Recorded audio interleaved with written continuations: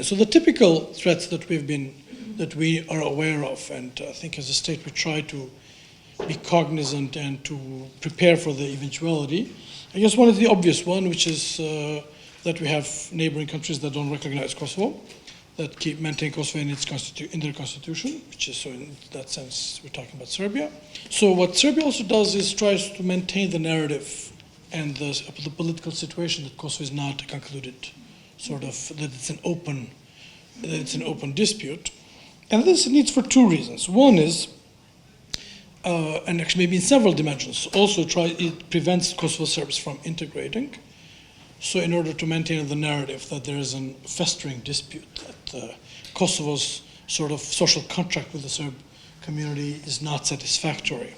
So should the conditions get ripe for some type of intervention, so it has the narrative to justify it to its own people and to the world.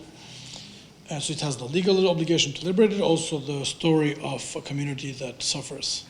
And also the argument that, look, Kosovo is not a member of the UN, so EU has a conditionality policy for both Serbia and Kosovo, whereby neither country can join the EU without sort of normalizing relations with each other. For Kosovo, the conditionality that applies is much more stronger.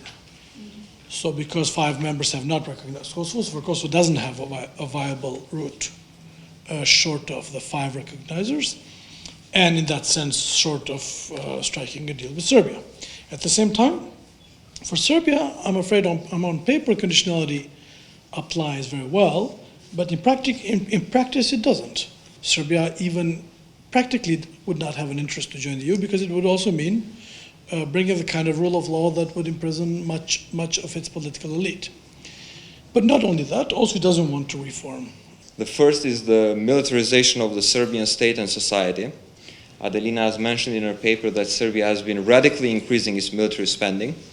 This year it has spent at least 1.88 billion euros in defense.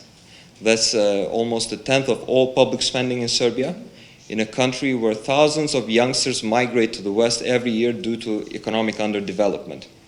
We should see EU not only as a means of enhancing our living standards and our democracy and rule of law, but also as a security provider in our region. 59.5% of the respondees considered EU membership crucial for ensuring Kosovo's national security. So I think it's very important actually to switch this and to switch also the narrative that the EU integration is not just about the economical prospect, but also national security.